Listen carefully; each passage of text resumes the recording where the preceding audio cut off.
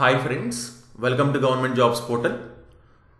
So ఈ వీడియోలో మనం ఎస్ఎస్సి జీడీ నవంబర్ 22 షిఫ్ట్ 1లో వచ్చిన అరిథమెటిక్ క్వశ్చన్స్ చూద్దామండి. సో ఇంతవరకు మా ఛానల్కి సబ్స్క్రైబ్ చేసుకోకపోయింటే కంపల్సరీగా సబ్స్క్రైబ్ చేసుకుని పక్కనున్న బెల్ ఐకాన్ క్లిక్ చేయండి. అలాగే జీజేపీ తెలుగు అనే మా ఆండ్రాయిడ్ యాప్లోని reasoning, arithmetic, modern history and AP history paid classes అవైలబుల్గా ఉన్నాయండి. లేదా మా వెబ్సైట్లో అయినా సరే మీరు చూడొచ్చు, www.ggptelugu.in అనమాట. ఓకే, సో ఇంట్రెస్ట్ ఉన్న వాళ్ళు ఈరోజే ఎన్రోల్ చేసుకోవచ్చు. సో ఫస్ట్ క్వశ్చన్ మనం చూద్దాం. క్లియర్గా చూసుకోండి, మనకి ఇవి అప్రాక్సిమేట్గా ఇలాంటి మోడల్లోనే క్వశ్చన్స్ వచ్చి ఉంటాయని మనం గెస్ చేయొచ్చండి.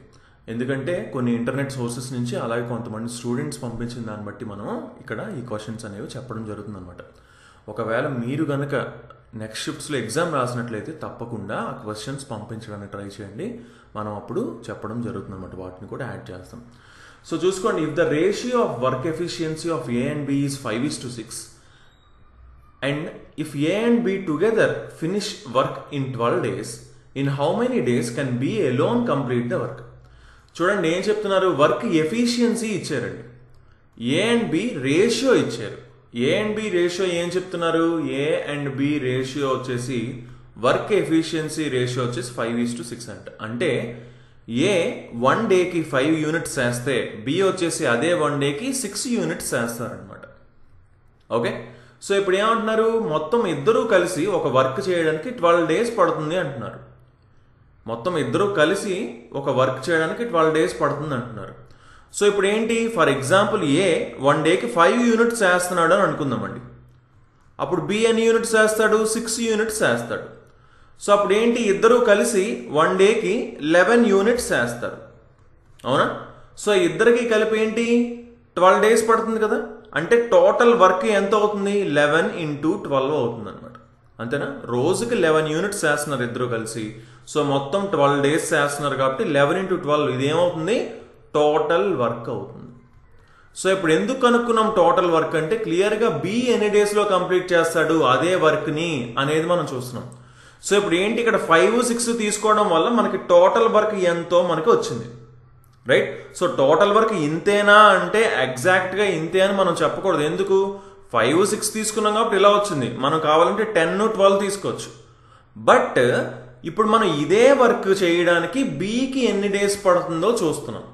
సో అప్పుడు కరెక్ట్గా సరిపోతుంది అనమాట. ఆ రేషియో అనేది ఎప్పుడు కూడా మెయింటైన్ అవుతుంది. సింపుల్. ఇప్పుడు ఏంటి, బీకి ఎన్ని డేస్ పడుతుందండి, బి ఒక రోజుకి 6 యూనిట్స్ కదా చేస్తున్నాడు అనుకుంటున్నాం. సో ఆ 6నే తీసుకొని మనం సాల్వ్ చేయడం జరుగుతుంది, అప్పుడు కరెక్ట్ ఆన్సర్ వస్తుంది అనమాట. సో ఇప్పుడు ఏంటి, 6 యూనిట్స్ కాబట్టి రోజుకి, మొత్తం టోటల్ వర్క్ 11 × 12 కాబట్టి రోజుకి 6 యూనిట్స్ అంటే ఎన్ని డేస్ పడుతుందంటే divided by 6. 6 1s 6 2s 11 × 2 22. So 22 days పడుతుంది బీకి అని క్లియర్గా మనకు అర్థమవుతుంది. సో రోజుకి 6 యూనిట్స్ చేస్తున్నాడు కాబట్టి 6తో డివైడ్ చేస్తాం. 6 2s 12 కాబట్టి 11 × 2 22 days. సో బి ఒక్కడే అయితే బి అలోన్ 22 daysలో చేస్తారు వర్క్ని. క్లియర్గా అర్థం చేసుకోండి, కాన్సెప్ట్ అర్థమైతే చాలా చాలా ఈజీగా మనం సాల్వ్ చేయొచ్చు అనమాట questions, right? So time and work మీద మన ఛానల్లో మనం ఆల్రెడీ కొన్ని వీడియోస్ అనేవి చేయడం జరిగిందండి. టైమ్ అండ్ వర్క్ జీజేపీ అని కొట్టండి. సో ఆ వీడియోస్ అన్ని కూడా తప్పకుండా చూడండి. ఓకే, సో నెక్స్ట్ క్వశ్చన్ మనం చూద్దాం. Train A of length 120 meters take 10 seconds to cross a pole, whereas train B of equal length takes 15 seconds. How much time will they take to cross each other if they are coming in opposite directions? So క్లియర్గా చూడండి, ఏమంటున్నాడు, train ఏ అనేది ఉన్నదంట, అది ఎంత length అంట, 120 meters అంట. Okay, ఒక పోల్ని క్రాస్ చేయడానికి ఎంత టైం పట్టిందంటండి, 10 seconds పట్టిందంటండి. 10 seconds పట్టిందంట. సేమ్ అంతే లెంత్ ఉన్న ట్రైన్ బికి పోల్ని క్రాస్ చేయడానికి ఎంత టైం పట్టిందంట, 15 seconds పట్టిందంట. సో క్లియర్గా మనకు ఒక విషయం తెలియాలి, ఏంటి, పోల్ని క్రాస్ చేయడం అంటే ఏంటంటే ఆ పోల్ యొక్క విడ్త్ని మనం ఎప్పుడు కూడా ఏంటి నెగ్లిజిబుల్గా తీసుకుంటాం. సో ఇప్పుడు ట్రైన్ ఇక్కడ ఉందండి, ఫర్ ఎగ్జాంపుల్ ఇలా వెళ్తుంది అనుకుందాం. సో ఈ పోల్ని క్రాస్ చేయడం అంటే ఇక్కడ నుంచి మొదలుకొని ట్రైన్ మొత్తం క్రాస్ అయిపోవాలి ఆ పోల్ని. అంటే క్లియర్గా ఏమర్థం అవుతుంది మనకి, ఈ ట్రైన్ యొక్క లెంత్ని క్రాస్ అవ్వడానికి ఇంత టైం పడుతుంది అనేది అక్కడ మనకి చెప్తున్నారు అనమాట. ట్రైన్ స్టార్టింగ్ పాయింట్ నుంచి ఎండింగ్ పాయింట్ ముందుకు వెళ్ళిపోవడానికి. సో స్టార్టింగ్ పాయింట్ నుంచి ఎండింగ్ పాయింట్ ఇంతే కదా డిస్టెన్స్ ట్రావెల్ చేస్తుంది. సో క్లియర్గా మనకి ఏం చెప్తున్నారంటే ఎప్పుడైనా సరే ఒక పోల్ని కానీ ఒక మ్యాన్ని కానీ ఇలా మనకి చెప్తున్నారంటే క్రాస్ చేయడానికి ఇంత టైం పడుతుంది అంటున్నారంటే అక్కడ వాళ్ళు చెప్పేది ఏంటి, ఆ ట్రైన్ యొక్క లెంత్ అంత డిస్టెన్స్ ట్రావెల్ చేయడానికి ఇంత టైం పడుతుంది అని అర్థం. అంటే ఫస్ట్ ట్రైన్ ఏకి 120 మీటర్స్, దాని లెంత్ 120 మీటర్స్ కదా. సో 120 మీటర్స్ ట్రావెల్ చేయడానికి ట్రైన్ ఏకి 10 సెకండ్స్ పడుతుంది. ఇది సింపుల్ కాన్సెప్ట్ యాక్చువల్లీ, బట్ మళ్ళీ రిమైండ్ చేస్తున్నానండి. ట్రైన్ బికి 120 మీటర్స్ ట్రావెల్ చేయడానికి 15 సెకండ్స్ పడుతుంది. సో ఎంత స్పీడ్ ఒకసారి చూసేద్దాం. 10 సెకండ్స్ పడుతుంది కదా 120 మీటర్స్కి, అంటే 1 సెకండ్కి డివైడెడ్ బై 10, 0 క్యాన్సిల్ అయిపోతే 12 మీటర్స్ పెర్ సెకండ్ వెళ్తుంది ఇక్కడ ట్రైన్ ఏ. ఓకే, ట్రైన్ బి ఏం చేస్తుంది, 15తో డివైడ్ చేయండి, 15 8 మీటర్ పెర్ సెకండ్ వెళ్తుంది. సింపుల్. యాక్చువల్లీ చూసిన వెంటనే ఫస్ట్ ఇది తెలుసుకుంటాం, అవునా. సో ఫస్ట్ ఏం చేస్తాం, ఏ స్పీడ్ చూస్తాం, 10 సెకండ్స్ పడుతుంది 120 మీటర్స్ వెళ్ళడానికి, సో 12 మీటర్ పర్ సెకండ్. ఇక్కడ ఏంటి, ట్రైన్ బి చూసాం, 15 సెకండ్స్ పడుతుంది 120 మీటర్స్ వెళ్ళడానికి, సో ఇది 8 మీటర్ పర్ సెకండ్. ఇప్పుడు ఏమంటున్నాడు, how much time will they take to cross each other if they are coming in opposite directions. రెండు ట్రైన్స్ ఆపోజిట్ డైరెక్షన్స్తో వస్తున్నప్పుడు, ఓకే, సో ఒకదాన్ని ఒకటి క్రాస్ అవ్వడానికి వాటికి ఎంత టైం పడుతుంది అనేది క్వశ్చన్. ఎప్పుడైనా సరే ఆపోజిట్ డైరెక్షన్లో ట్రైన్స్ వస్తున్నాయంటే ఏమవుతుంది, స్పీడ్ ఇది ఒక స్పీడ్తో వస్తుంది, ఇది ఒక స్పీడ్తో వస్తుంది. సో రెండు స్పీడ్స్ కలుపుతాం అనమాట. ఎంత, 12 + 8 20 metres per second. Total speed ఎంత, 20 metres per second. Total distance ఎంత ట్రావెల్ చేయాలి, దీని లెంత్ వచ్చేసి మనకి 120, దీని లెంత్ 120, టోటల్ 240 మీటర్స్ ట్రావెల్ చేయాలి 20 మీటర్ పర్ సెకండ్ చొప్పున. సో 20 0 క్యాన్సిల్, 2 12 అంటే 12 సెకండ్స్ పడుతుంది. రైట్, టోటల్ డిస్టెన్స్ 240 అండి, దీని స్పీడ్ ఎంత 20 అండి, టోటల్ స్పీడ్ 20. సో 0 2 1 2 12 అంటే 12 సెకండ్స్లోని ఒకదానిని ఒకటి క్రాస్ అయ్యి వెళ్ళిపోతాయి అన్నమాట ట్రైన్స్. ఓకే, ఆపోజిట్ డైరెక్షన్లో వస్తున్నప్పుడు. సో ఆన్సర్ ఏంటి, 12 సెకండ్స్ అనమాట. రైట్, సో నెక్స్ట్ క్వశ్చన్ మనం చూద్దాం. Selling price of 25 articles is same as the cost price of 30 articles, what is the profit percentage అంటున్నారు. సో సిమిలర్ క్వశ్చన్ ఆల్రెడీ ఇంతకు ముందు కూడా అడగడం జరిగిందండి. Selling price of 25 articles is equal to cost price of 30 articles అంటున్నాడు. ఇప్పుడు ఏంటి, profit percentage అడుగుతున్నారు. ఎప్పుడు కూడా మనం selling price by cost price రాసుకోవాలి. So selling price by cost price అంటే సెల్లింగ్ ప్రైస్, ఈ సిపిని ఇటుపక్క తీసుకోండి, కాస్ట్ ప్రైస్ ఈజ్ ఈక్వల్ 25 అటుపక్క పంపించండి, 30/25 క్యాన్సిల్ చేస్తే 6/5 అంటే ఏంటి, సెల్లింగ్ ప్రైస్ 6 అయింది, కాస్ట్ ప్రైస్ 5 అయినప్పుడు సెల్లింగ్ ప్రైస్ 6 అయింది అని అర్థం. అంటే ఏంటి, 5 మీద ఒకటి ప్రాఫిట్ వచ్చింది, అంతేనా. ఇప్పుడు 5 రూపీస్ కొని 6 రూపీస్కి అమ్మారండి దాని అర్థం. ఓకే, సో అంటే 1 ప్రాఫిట్ వచ్చింది ఎంత మీద, 5 మీద. 1/5లో ఎంత పర్సెంటేజ్ అండి, 20%. సో 20% ప్రాఫిట్ వచ్చింది అని దాని అర్థం అనమాట. ఓకే, సో ప్రాఫిట్ పర్సెంటేజ్ ఎంత అంటే 20%. సో నెక్స్ట్ క్వశ్చన్ మనం చూద్దాం. The salary of a man and women in a company is 15,000 and 8,000 respectively.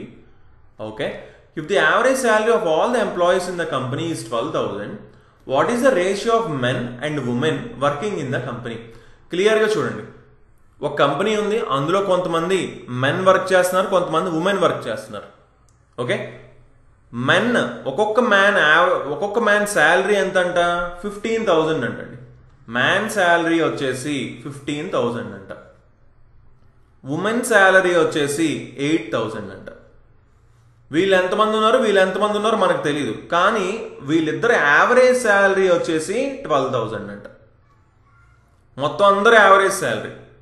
Okay, మొత్తం అందరు యావరేజ్ శాలరీ. వీళ్ళు మెన్ ఎంతమంది ఉన్నారో తెలియదు, ఉమెన్ ఎంతమంది ఉన్నారో మనకు తెలియదు. వీళ్ళందరూ యావరేజ్ శాలరీ వచ్చేసి 12,000 రూపీస్ అంట. అలా అయితే మెన్కి ఉమెన్కి ఉన్న రేషియో ఎంత అని అడుగుతున్నారు. ఏ రేషియోలో వాళ్ళు ఉన్నారు అని అడుగుతున్నారండి. ఇప్పుడు క్లియర్గా అబ్జర్వ్ చేయండి, ఏంటి ఇదేంటి, యావరేజ్ అండి, యావరేజ్ 12,000 అంటున్నారు. సో ఇప్పుడు మనం యావరేజ్ 12,000 తీసుకున్నప్పుడు ఇప్పుడు ఒక మ్యాన్కి ఎంత ఎక్కువ ఉంది, 3,000 ఎక్కువ ఉంది. ఒక మ్యాన్కి ఎంత ఎక్కువ ఉంది, 3,000 ఎక్కువ ఉంది యావరేజ్ కంటే. ఒక ఉమెన్కి ఎంత తక్కువ ఉంది? 4000 తక్కువ ఉంది. 4000 తక్కువ ఉంది. So average is nothing but balance చేయాలని చెప్పుకున్నాం. ఇప్పుడు క్లియర్గా చూడండి. ఫర్ ఎగ్జాంపుల్ ఒక మ్యాన్ ఒక ఉమెనే ఉన్నారు అనుకుందాం. అప్పుడు అసలు బ్యాలెన్స్ అవుతుందా? వీళ్ళకి 3000 ఎక్కువ ఉంది, ఓకే 3000 ఇస్తారు, ఇక్కడ ఎక్కువ ఉంది కాబట్టి వీళ్ళకి ఇస్తారు. ఇచ్చినా కానీ ఇంకొక -1000 ఉంది. సో అప్పుడు యావరేజ్ 12,000 అవ్వదు. సో ఇది బ్యాలెన్స్ అవ్వాలి అంటే క్లియర్గా అబ్జర్వ్ చేయండి. చూసిన వెంటనే అర్థమవుతుంది ఏంటి? దీన్ని ఫర్ ఎగ్జాంపుల్ ఇంటూ 4 చేసాం అనుకోండి, ఇది 12,000 అవుతుంది. దీన్ని ఇంటూ 3 చేసాం అనుకోండి, ఇది -12,000 అవుతుంది. సో 12,000 - 12,000 అప్పుడు ఇది బ్యాలెన్స్ అవుతుందా? ఎగ్జాక్ట్గా బ్యాలెన్స్ అవుతుంది. అంటే మెన్ 4 ఉంటే ఉమెన్ 3 ఉంటారు. అంటే వీళ్ళ రేషియో 4:3లో ఉంటుంది అని మనం చెప్పచ్చు. ఓకే, సో 4:3లో ఉంటుంది అంటే వీళ్ళు 8 అయితే వీళ్ళు 6 అవుతారు, లేదా వీళ్ళు 4 అయితే వీళ్ళు 3 అవుతారు. ఇంకా రేషియో ప్రకారం ఇంకా 1s 2s 3s ఎన్ని టైమ్స్ అయినా రెండింటినీ చేసుకుంటే అంతమంది ఉంటే వీళ్ళు ఇంతమంది ఉంటారు. సో ఫైనల్గా ఏం చెప్పచ్చు మనం? బ్యాలెన్స్ ఎక్కడ అవుతుందో జస్ట్ చూసుకుంటాం. అంటే ఏం లేదు, 3కి 4కి ఎల్సిఎం తీసుకుంటాం. 12 వచ్చింది కదా ఎల్సిఎం, అంటే దీన్ని 4తో మల్టిప్లై చేస్తాం, దీన్ని 3తో మల్టిప్లై చేస్తాం. సో వీళ్ళు 4 ఉంటారు, వీళ్ళు 3 ఉంటారు. సింపుల్ అనమాట. ఓకే, లేదు అంటే సింపుల్గా చెప్పాలంటే దీన్ని ఈ రెండింటి రేషియో తీసుకుంటాం. 3000:4000 అంటే 3:4 కదా, దాన్ని రివర్స్ చేస్తాం, 4:3 అవుతుంది. అంటే వీళ్ళు 4 వీళ్ళు 3 ఉంటారని అర్థం. కాన్సెప్ట్ అర్థం చేసుకోండి. యాక్చువల్లీ ఇది ఎలిగేషన్లో కూడా సింపుల్గా ఇదే ఎలిగేషన్ మెథడ్ కూడా ఇలానే చేసుకుంటాం. దీన్ని సబ్ట్రాక్ట్ చేస్తే 3000 వస్తుంది, దీన్ని సబ్ట్రాక్ట్ చేస్తే 4000 వస్తుంది. 4000:3000 అంటే 4:3 వస్తుంది. ఓకే, బట్ ఎలిగేషన్ ఎందుకు ఇలా చేస్తున్నాం అనేది ఐడియా ఉండాలి కదా. ఎందుకు మనం దీన్ని చేస్తున్నాం అనేది ఇక్కడ నేను క్లియర్గా చెప్పడం జరిగింది ఈ బాక్స్లో. ఓకే, యావరేజ్ అంటే ఏంటి? ఈక్వల్ చేయడం. ఎక్కువ ఉన్న వాళ్ళు తక్కువ ఉన్న వాళ్ళకి ఇచ్చి మొత్తం అన్ని ఈక్వల్ చేసుకుంటారు, అప్పుడు వచ్చేదే యావరేజ్ అనమాట. ఇక్కడ ఎంత ఎక్కువ ఉందంటే 3000 ఎక్కువ ఉంది, ఇక్కడ ఎంత తక్కువ ఉందంటే 4000 తక్కువ ఉంది. సో మొత్తం సమానం అవ్వాలి. ఎక్కువ ఉన్నది ప్లస్ మైనస్ న్యూట్రల్ అయినప్పుడే 12,000 యావరేజ్ అవుతుంది. ఎందుకు? మనం ఇక్కడ 12,000 యావరేజ్ అని అనుకొని ఎంత ఎక్కువ ఉంది ఎంత తక్కువ ఉందో చూస్తున్నాం. ఓకే, అది క్లారిటీ మీకుంటే అప్పుడు మీరు ఈజీగా సాల్వ్ చేయగలుగుతారు. ఫైన్. సో నెక్స్ట్ క్వశ్చన్ మనం చూద్దాం.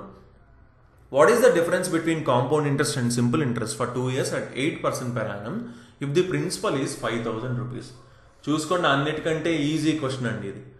ఏంటి? కాంపౌండ్ ఇంట్రెస్ట్కి సింపుల్ ఇంట్రెస్ట్కి డిఫరెన్స్ ఎంత అంటున్నాడు. మనకు ఒకే ఒక విషయం తెలుసు, ఏంటి? 2 years అన్నాడు కదా. ఇప్పుడు ఏంటి? First year compound interest simple interest same ఉంటాయి, అవునా? పెర్ యానం అన్నారు కాబట్టి. కానీ సెకండ్ ఇయర్ ఏమవుతుంది? ఈ సింపుల్ ఇంట్రెస్ట్ ఏమో సేమ్ ఉంటుంది, కానీ కాంపౌండ్ ఇంట్రెస్ట్ ఈ ఇంట్రెస్ట్ మీద ఇంకొక ఇంట్రెస్ట్ వస్తుంది. ఇది ఒక్కటే అండి ఈ కాంపౌండ్ ఇంట్రెస్ట్కి సింపుల్ ఇంట్రెస్ట్కి డిఫరెన్స్ 2 years చూసినప్పుడు. అంటే ఇంట్రెస్ట్ మీద వచ్చే ఇంట్రెస్ట్ మాత్రమే డిఫరెన్స్. అది వెంటనే అర్థమైతే మనకి ఈజీగా ఏం చేయొచ్చు? ఫస్ట్ ఇంట్రెస్ట్ ఎంతో కనుక్కుంటాం. ఫస్ట్ ఇయర్ ఇంట్రెస్ట్ ఎంత? 8% కదా. 0 క్యాన్సిల్ చేయాలంటే ఇది 1% 50, 8% అంటే 400. సో 400 వచ్చింది. సో అంటే ఏంటి? ఫస్ట్ ఇయర్ 400 వచ్చిందని అర్థం, అవునా? సెకండ్ ఇయర్ కూడా ఏంటి? 400తో పాటు ఈ 400 మీద వచ్చే ఇంట్రెస్ట్ ఎంత? 1% ఎంత? 4. 8% కావాలి కదా, 4 × 8 32. సో ఇది ఇంట్రెస్ట్ మీద వచ్చే ఇంట్రెస్ట్ ఎంత? 32. ఇదే కాంపౌండ్ ఇంట్రెస్ట్ కి సింపుల్ ఇంట్రెస్ట్ కి మధ్యన ఉన్న డిఫరెన్స్. ఎందుకంటే సింపుల్ ఇంట్రెస్ట్ ఫస్ట్ ఇయర్ 400 అవుతుంది, సెకండ్ ఇయర్ 400 అవుతుంది. కానీ కాంపౌండ్ ఇంట్రెస్ట్ మాత్రం ఈ 400తో పాటు ఈ ఫస్ట్ ఇయర్ వచ్చిన ఇంట్రెస్ట్ మీద కూడా ఇంట్రెస్ట్ వస్తుంది. అదెంత? 32. సో ఆ 32 డిఫరెన్స్ అవుతుంది. రైట్. సో కాన్సెప్ట్ అర్థమైతే సింపుల్ గా వెంటనే ఈ 5,000 కదా, 1% ఎంత? 50, 8 × 50 400, 1% ఎంత? 4. సో 8 × 4 32. సో 32 రూపీస్ డిఫరెన్స్ ఉంటుంది అని మనం క్లియర్ గా వెంటనే ఆన్సర్ చేయొచ్చు అనమాట, అంత ఫాస్ట్ గా. రైట్. సో ఓకే గైస్, మనం కొన్ని క్వశ్చన్స్ అయితే చూడడం జరిగింది. మనకి వేరియస్ ఇంటర్నెట్ సోర్సెస్ అలాగే కొంతమంది స్టూడెంట్స్ పంపించిన బట్టి మనం చెప్పడం జరుగుతుందండి. సో తప్పకుండా మా ఛానల్కి సబ్స్క్రైబ్ చేసుకోండి అండ్ ఈ వీడియోస్ని అన్నిటినీ కూడా తప్పకుండా లైక్ చేసి మీ ఫ్రెండ్స్ అందరికీ షేర్ చేయండి. So thanks for watching and have a nice day. Bye.